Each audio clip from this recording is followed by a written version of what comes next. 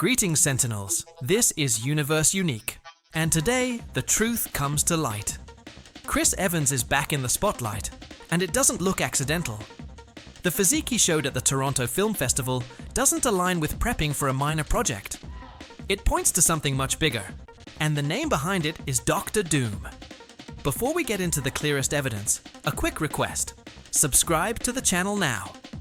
We're close to an important milestone, and your support makes it possible for us to keep revealing secrets and theories others won't even touch. If you join, you'll stay one step ahead in the multiverse. Pay close attention, because the latest leaks suggest Steve Rogers could be the first target on Doom's blacklist. If that is confirmed, the entire ending of Endgame would be called into question. But there's a detail in this theory that almost no one has noticed, and I'm going to show it to you today.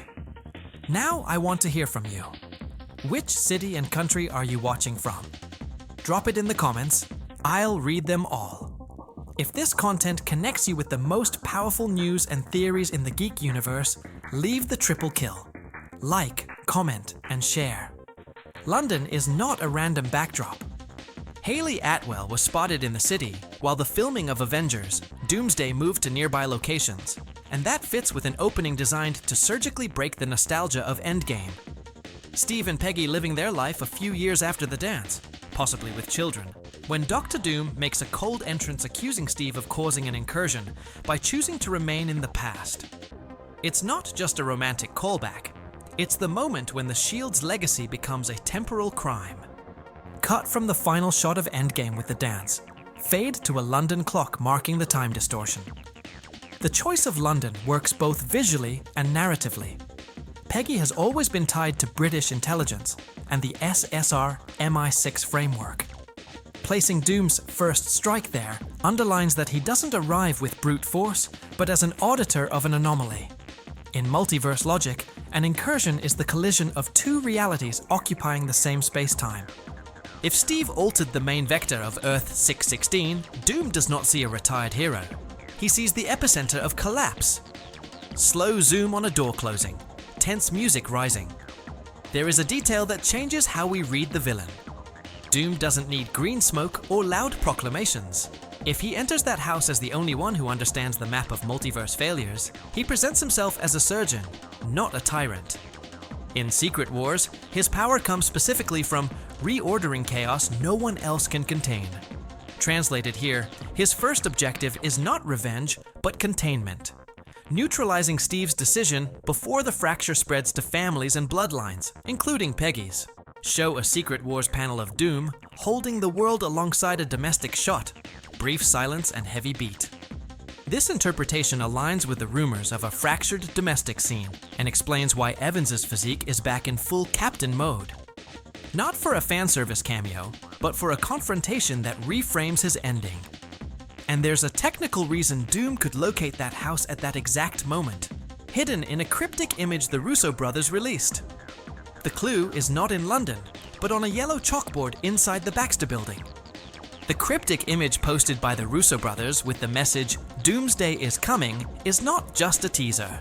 The frame shows the golden band at the bottom of the shot, and above it, a blurred yellow chalkboard with equation markings. That color and design recall the Baxter Building lab seen on the Fantastic Four. First Step Set, the research space where Reed sketched Penrose diagrams and Einstein field equations to justify a bridge between universes. Show the Russo photo, zoom in on the golden band, contrast with stills from the Baxter set. Even though the writing is blurred, the shot's composition matches the area where, in First Steps, Reed drafts the bridge, his multiversal teleport platform. What does this mean for Doomsday? If that chalkboard belongs to Baxter on Earth 828, Reed would be working on navigation routes to exit his universe and reach Earth 616 without collapsing causal structure. Penrose diagrams trace event horizons and trajectories, linking regions that theoretically shouldn't connect.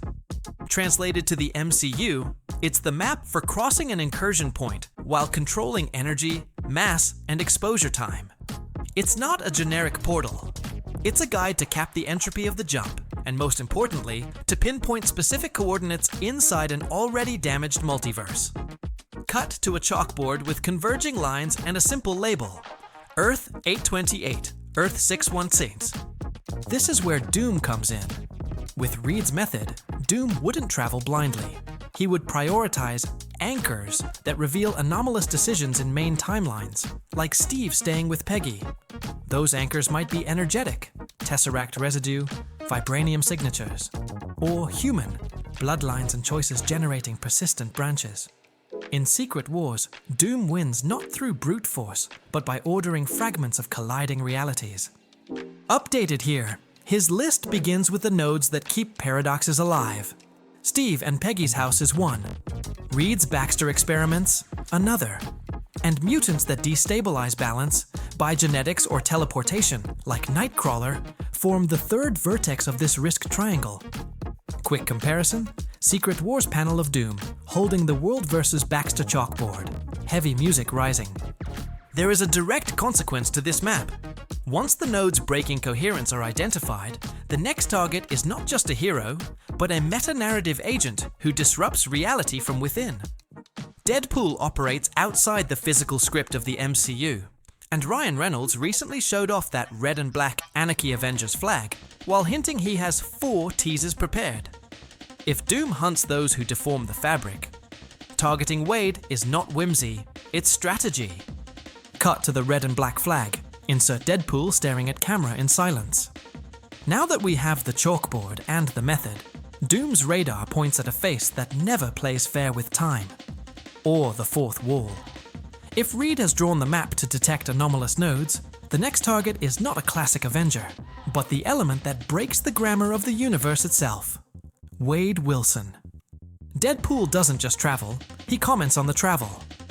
That meta-awareness turns any jump into a system breach. Exactly the kind of fracture Doom would want sealed before the multiverse becomes contaminated.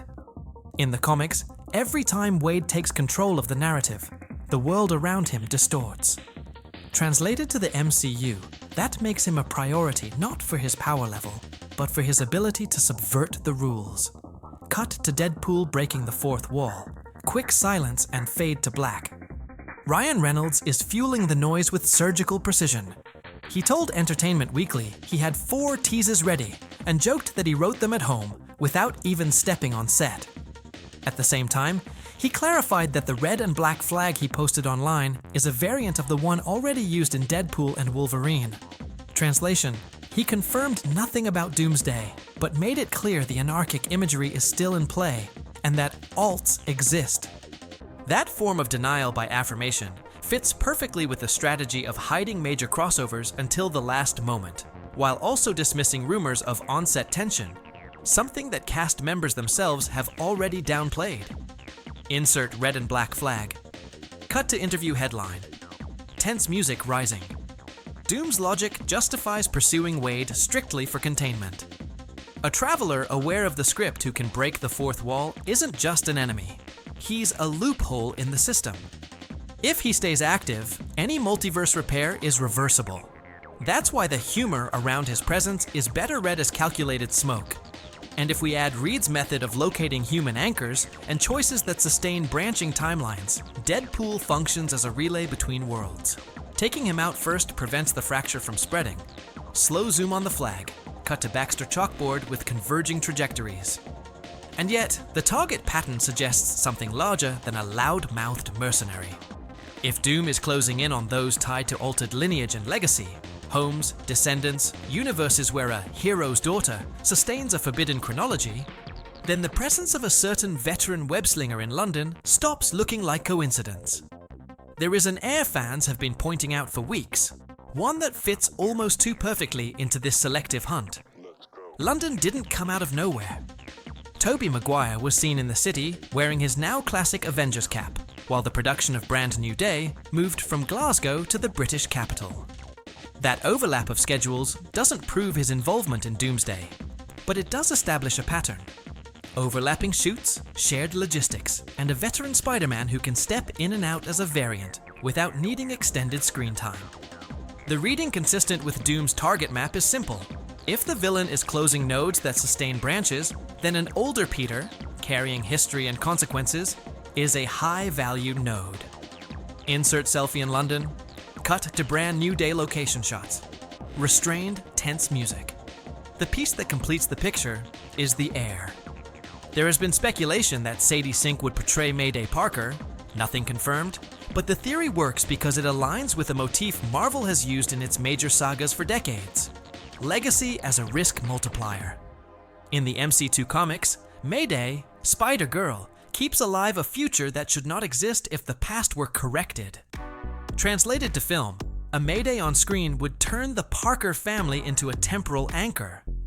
That would justify Doom's actions, not as destruction for its own sake, but as surgical removal of family lines that perpetuate forbidden chronologies.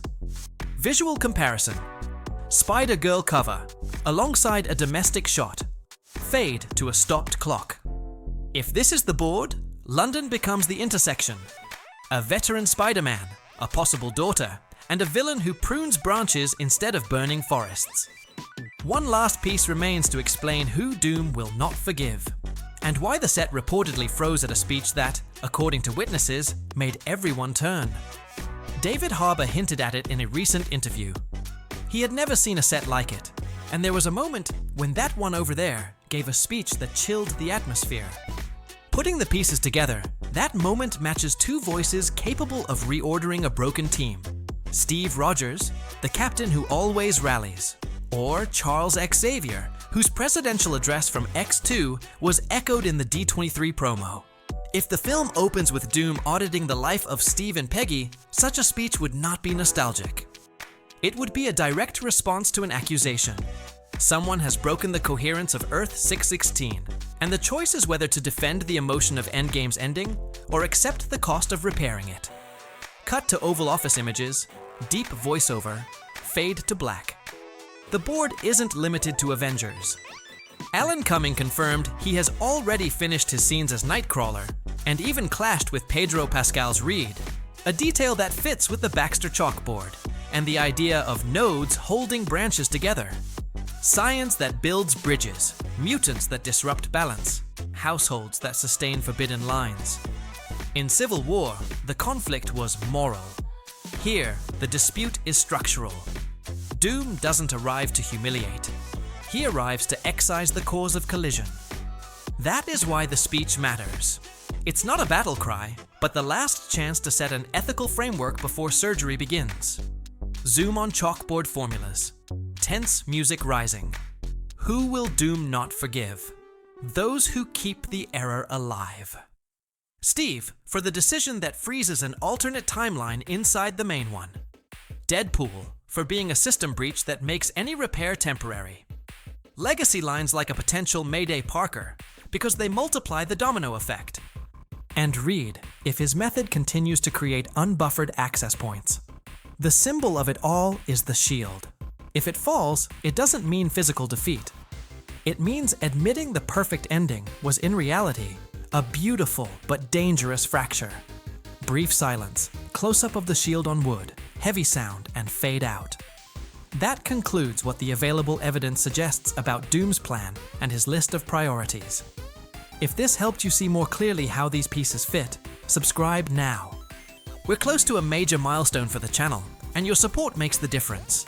You'll get analysis with a solid base, theories backed by evidence, and real context so you don't get lost in the noise of hype.